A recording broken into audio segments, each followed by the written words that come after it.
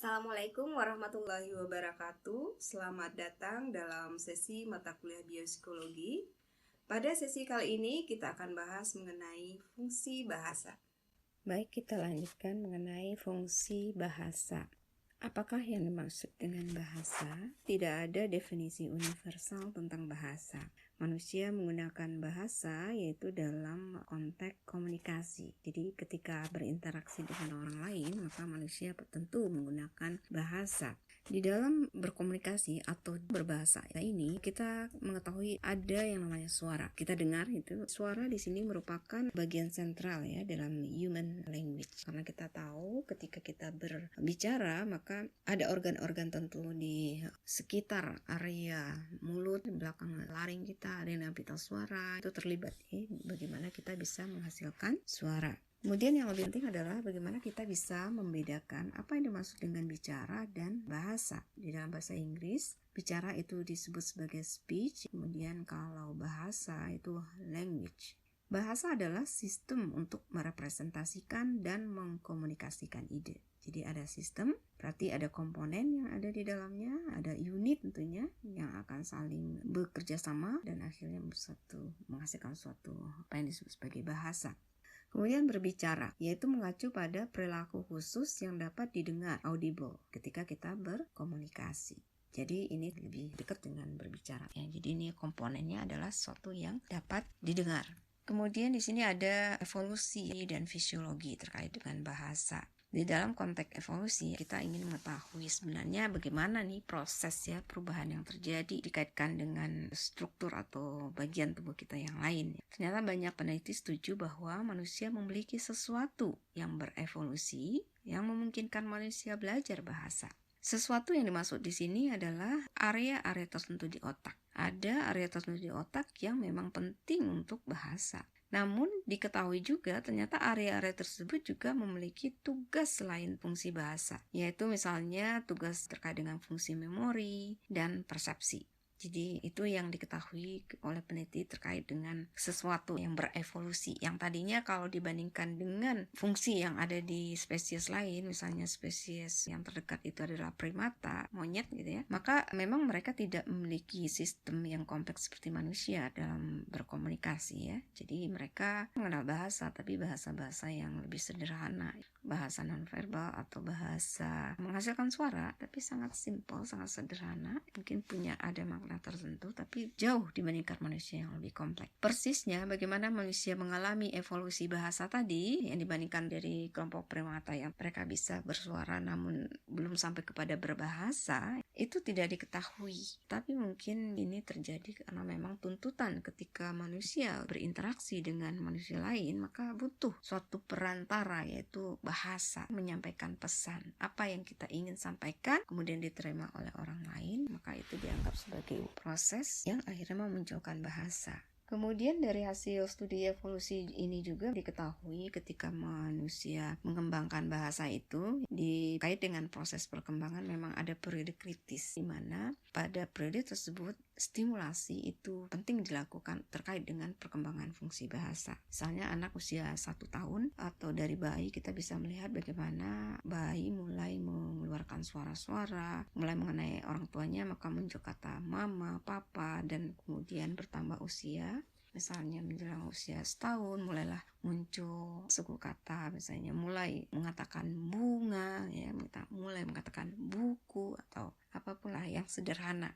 Jadi memang ada periode kritis terkait dengan fungsi bahasa ini. Selanjutnya terkait dengan perkembangan bahasa ketika kita belajar bahasa kedua, second language, bukan bahasa ibu. Artinya biasanya bukan dari bayi ya, tapi mungkin bisa jadi di usia balita, memang masih kecil ya, itu bisa dilakukan usia berapapun ya. Kalau second language ini kan nggak ada batasnya. Anak-anak itu biasanya lebih baik dalam pronunciation-nya ketika dia belajar bahasa kedua tadi, karena dia mendengar. Anak-anak tidak familiar dengan gramatikal gitu, misalnya subjek, predikat, objek, mungkin mereka nggak care dalam hal itu, namun mereka akan lebih mudah dalam mengerjakan pronunciation. Kemudian pada orang dewasa biasanya ketika belajar bahasa kedua mereka lebih baik dalam hal kosakata atau vocabulary-nya. Nah, tentu saja ini dikaitkan dengan mereka punya pengetahuan, udah banyak mungkin istilah-istilah yang dikenal sehingga vocabulary jauh lebih mudah mereka kuasai. Bagaimana dengan anak-anak tuli? Nah, pada anak-anak tuli yang memang tidak mendengarkan stimulus suara dari bayi, kita bayangkan jadi mereka tidak bisa mengucapkan kata-kata yang terkait dengan bahasa tadi. Mereka mampu menghasilkan suara, tapi karena tidak pernah mendengar, tidak pernah meniru, sehingga ya kata-kata atau suara yang keluar itu tidak jelas. Akhirnya mereka akan mengalami kesulitan untuk belajar bahasa lisan. Kita lanjut, ini teori bahasa. Menurut teori bahasa, bahasa itu merupakan kombinasi dari 4 kemampuan. Ya. Jadi banyak kemampuan yang terlibat. Pertama adalah kemampuan yang terkait dengan kategorisasi. Ketika kita belajar mengenai objek atau kata-kata, apakah kata sifat atau kata kerja dan sebagainya, pasti ada kategorisasi, pengelompokan. Kita mengelompokkan misalnya kata-kata yang serupa. Sekelompok kata benda. Kata benda apa? Misalnya tergolong pada perkakas. Kata benda apa? Yang lain misalnya kata benda yang dikaitkan dengan perlengkapan, misalnya perlengkapan alat tulis gitu ya. Nah, itu kategorisasi. Kemudian ada juga melabel. Ya tentu kalau kita udah mengelompokkan, tentu ada namanya ya. Misalnya sekelompok alat-alat tulis, pensil, penghapus, pulpen, penggaris, kita memberi label. Item-item ini kan dalam satu kelompok alat tulis, tapi ada namanya. Kemudian kemampuan untuk merangkai perilaku, bahasa. Ya mulailah kita memberikan karakteristik spesifik tadi, misalnya pulpen berwarna biru, ya jadi ada rangkaian terkait dengan kata-kata tadi, membentuk kalimat. Nah, kemudian yang keempat adalah kemampuan meniru. Di dalam belajar bahasa, kemampuan sangat penting. Bagaimana kita mengucapkan kata sesuai dengan yang seharusnya, itu pronunciation tadi. Bagaimana kita bisa meniru, menyampaikan intonasi yang tepat dalam berbicara. Nah, itu semuanya ada proses meniru. Kemudian, studi tentang bahasa. Nah, studi tentang bahasa, kalau kita belajar biopsikologi artinya riset atau peneliti itu ingin mengetahui sebenarnya fungsi bahasa di otak kita itu sebenarnya di mana sih fungsi area yang berperan. Nah, studi-studi ini diawali dari studi anatomi dari bagian area otak, kemudian lesi pada pasien ya, atau kerusakan otak mana dari pasiennya. Jadi kita lihat ketika ada orang mengalami kecelakaan, maka misalnya di area temporal, ternyata di temporal kalau rusak orang jadi hilang pendengaran, atau ketika orang mengalami cedera terutama di area medial di bagian premotor gitu, ternyata kesulitan untuk berbicara. Jadi kita tahu ya ada memang area spesifik yang terkait dengan fungsi bahasa yang terganggu. Yang ketiga adalah studi stimulasi otak. Jadi ini menstimulasi area spesifik tertentu di otak kita, dan kita melihat ketika bagian tersebut distimulasi apa yang terjadi, apakah fungsinya terganggu atau tidak, atau dikaitkan dengan fungsi apa. Yang keempat, yang terakhir adalah studi yang terkini ya, studi pencitraan otak ya, biasanya menggunakan perangkat fMRI, Functional Magnetic Resonance Imaging. Pertama di anatomi ya, studi anatomi ini ada ditemukan ya bagian-bagian, ada yang namanya kelompok nomor 45 dan 44, itu adalah area Broca. Kemudian juga ditemukan area nomor 22 yang akhirnya nanti ditemukan sebagai area Wernicke. Dan ternyata ada juga area-area lain yang diberi nomor yang dianggap terkait dengan fungsi bahasa, nomor 9, 4, 312, 40, 39, dan 21. Nah, ini gambar ini kita bisa lihat area Broca itu ada di daerah yang berwarna hijau muda ini, kemudian area Wernicke ini di superior temporal gyrus yang berwarna orange. Hasil temuan secara anatomi. Kemudian ini diperkuat dengan studi lesi otak manusia yang ditemukan oleh Wernicke dan Broca. Jadi ini adalah nama dari penemu area tersebut. Ternyata ada area Broca yang dianggap sebagai area yang berfungsi untuk memproduksi bahasa, di mana areanya yaitu area kecil di bagian inferior cortex prefrontal. Yang satu lagi area Wernicke yaitu area pusat pemahaman bahasa, adanya di area kortikal di lobus temporal kiri, bagian posterior cortex auditoris primer. Terkait penemuan ini sebenarnya mengacu kepada teori lokalisasi yang ditemukan oleh Wernicke and Geschwind ya. Jadi intinya teori ini berusaha untuk melokalisir, menemukan lokasi secara spesifik yang dikaitkan dengan aktivitas bahasa. Hasil temuan studi lesi ini juga memperjelas fungsi spesifik dari area Broca. Ketika area ini terganggu, maka orang akan mengalami kesulitan untuk berbicara, tapi fungsi pemahamannya masih baik. Simptom ini disebut sebagai primarily expressive. Sedangkan kalau kerusakan area Wernicke, maka akan terjadi gangguan pemahaman. Dia sulit memahami informasi baik secara lisan maupun tertulis. Ketika dia baca, dia sulit untuk memahami pesan yang ada yang tertera. Kemudian larinya ke pemahaman, namun kemampuan untuk berbicara relatif masih normal. Simptomnya ini dikenal dengan istilah primarily receptive. Kemudian ada lagi nih kerusakan yang terjadi antara area Broca dan Wernicke ya, pada jalur yang menghubungkan area Broca dan Wernicke. Nah, ini disebut arcuate fasciculus nama jalurnya yang menghasilkan conduction apasia. Apasia ini adalah istilah umum untuk gangguan bahasa. Karena ini terkait dengan konduktivitas penghantaran maka disebut conduction apasia. Nah, orang-orang ini mengalami kesulitan untuk mengulang kata-kata yang baru didengar, tapi tidak mengalami kesulitan dalam hal berbicara dan pemahaman bahasa. Nah, model Wernicke and Geschwind ini berusaha memperjelas ada aktivitas berbahasa yang agak berbeda ketika kita mendengar dan memahami kata, kemudian ketika kita berbicara, dan ketika kita membaca. Contohnya saja nih, ketika kita berbicara. Nah, yang nomor 2 nih saya jelaskan ya. Kognisi. Ketika kita ingin berbicara nih. Berbicara artinya ada lawan yang menjadi lawan bicara kita. Ketika mereka sudah memberikan responnya, kita tentu ingin juga balik merespon. Maka apa yang terjadi pada individu yang akan merespon tersebut? Pertama itu kognisi, kita bekerja ya, area pemahaman, area Wernicke ya. Kemudian area Broca. Nah, area Broca di sini kita ingin merespon. Kita paham, oh saya ingin berbicara, menanggapi, maka di sini yang mulai bekerja adalah area Broca yang akan memprogram ya untuk berbicara. Ketika kita berbicara, maka area-area wajah kita juga terlibat kan ya. Bisa jadi kita menyertai ekspresi tertentu ya, senyum atau ekspresi intonasi ya yang akan membuat ada perubahan dari wajah kita. Selanjutnya, nah karena area wajah maka ini terkait dengan saraf-saraf kranial. Nah, maka dihasilkanlah speech ya, kemampuan kita berbicara. Ini agak berbeda misalnya ketika kita membaca ya. Ada kata-kata yang sudah tertulis, ketika kita melihat ada kata-kata yang tertera. Maka area 17 aktif karena apa? Kita melihat ya, ini area 17 itu adalah pusat primer ya, pusat primer visual. Kemudian melibatkan area sekunder, area 18-19, selanjutnya masuk ke area 39 ya. Ini adalah angular gyrus ya, dan ini akan mengarahkan ke area Wernicke. Kita mulai memahami ya, memahami teks yang kita baca tadi. Nah, itulah muncullah kemampuan kita membaca ya. Jadi ini bisa diamati secara keseluruhan ya.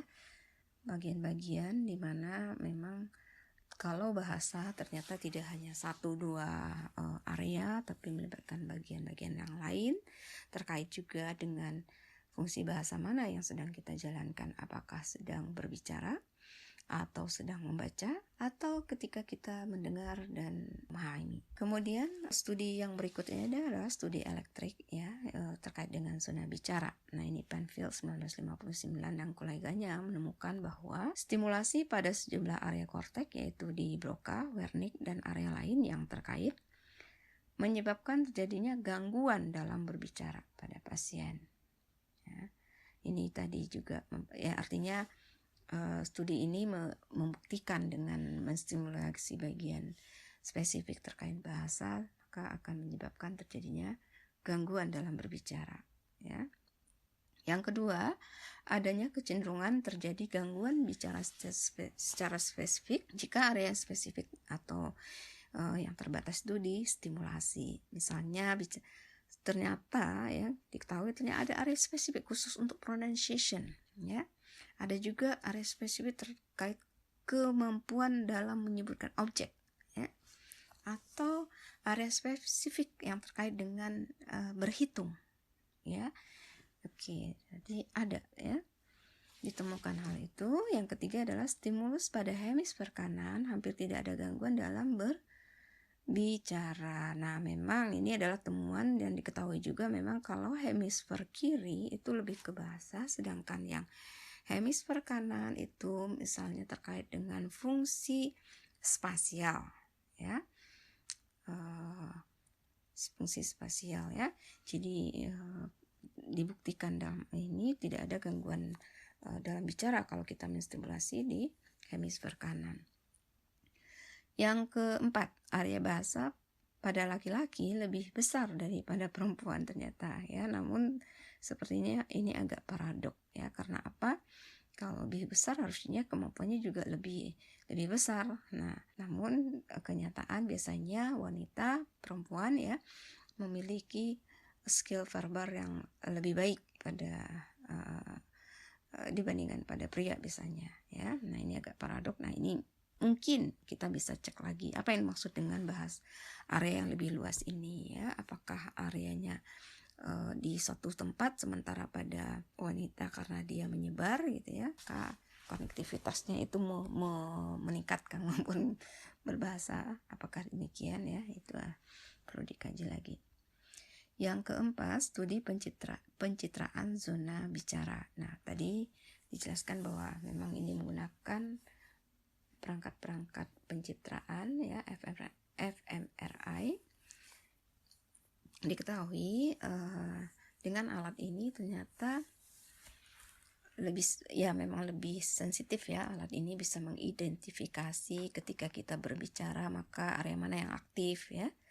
Kemudian juga dengan memanfaatkan alat atau teknik pencitraan, jadi kita bisa mengetahui area yang terlibat, yang aktif dalam membaca. Hasil studi dari studi pencitraan ini mengkonfirmasi peran zona bicara pada bagian anterior dan posterior dalam bahasa, dan juga area lain yang terlibat.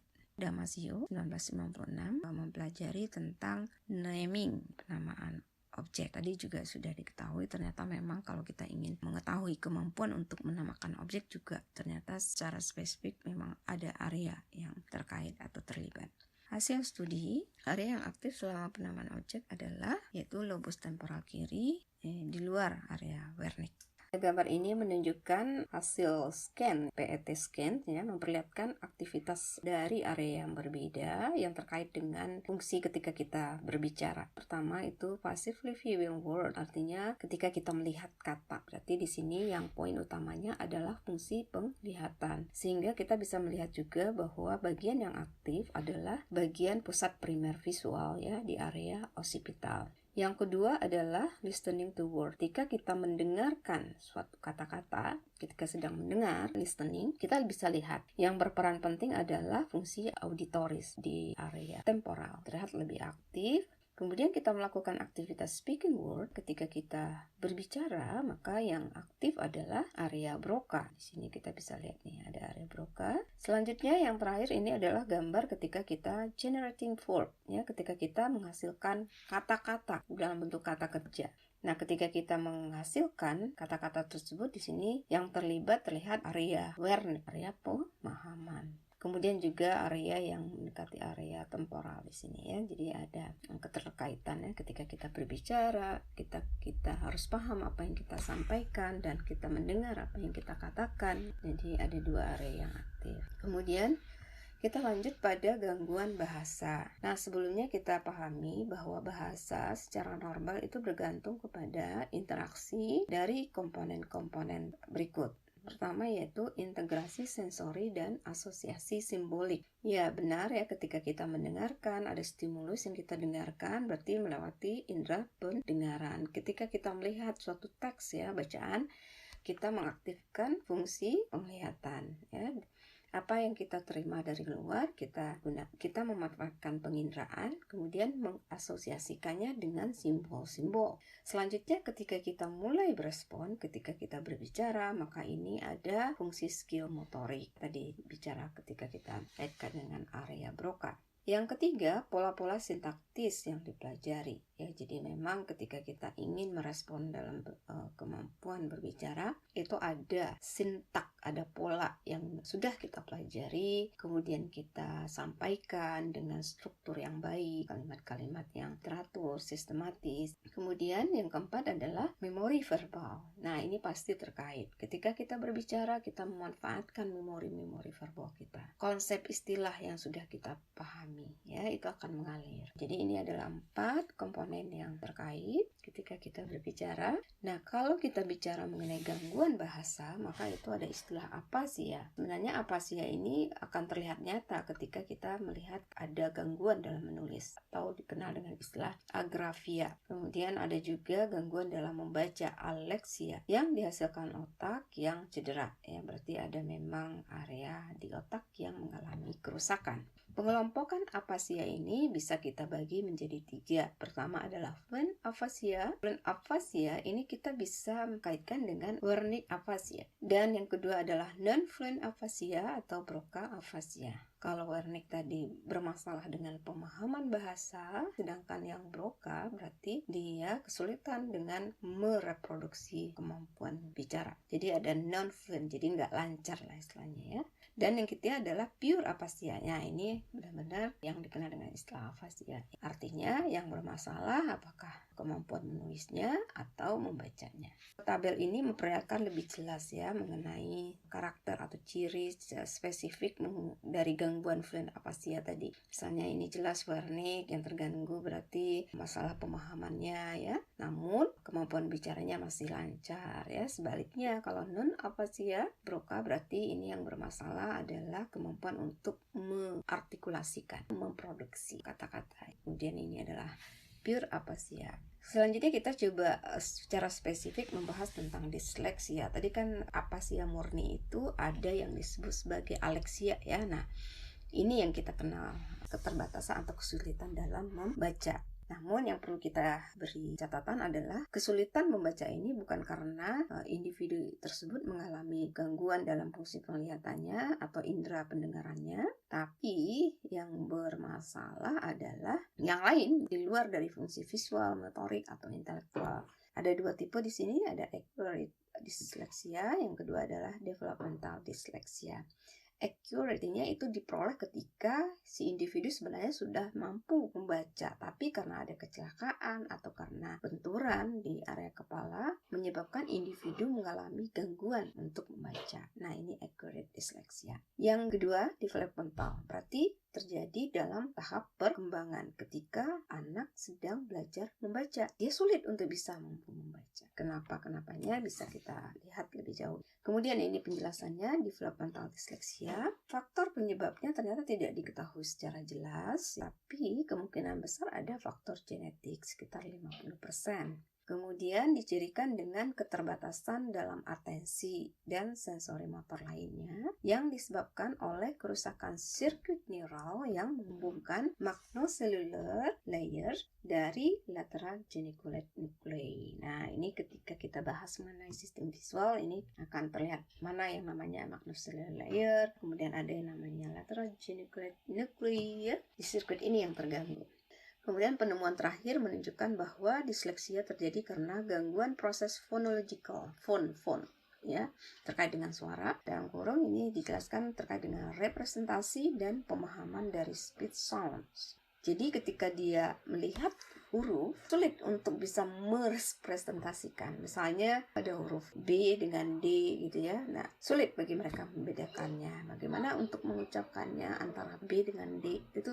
Jadi itu yang terjadi, ya, gangguan dalam hal untuk bisa membedakan dan merepresentasikan sesuai dengan simbol yang dilihat. Jenis disleksia ada 2, difonik disleksia dan diseidetik disleksia. Dysphonic disleksia yaitu bermasalah ketika mengeluarkan kata-kata. Nah, ini tadi salah satunya, sulit merepresentasikan, mengucapkan.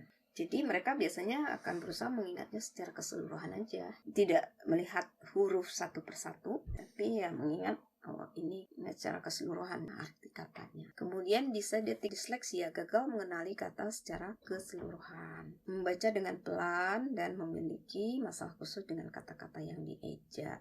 Tidak teratur. Kasus yang berat terjadi karena kerusakan otak yang membatasi area penglihatan. Jadi di sini ada kaitan dengan penglihatan, tapi bukan berarti tidak bisa melihat. Misalnya di sini dijadikan hanya melihat satu kata dalam satu waktu.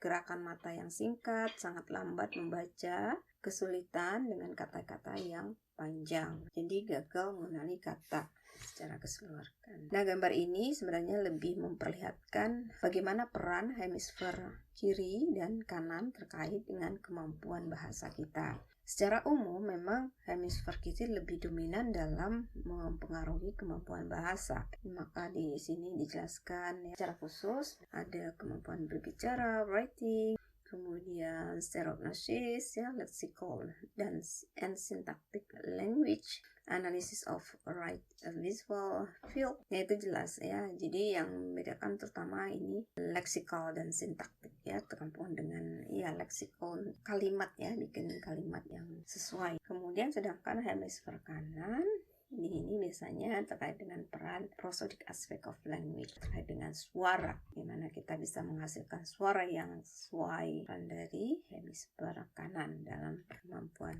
berbahasa. Kemudian ini adalah gambar dari hasil fMRI.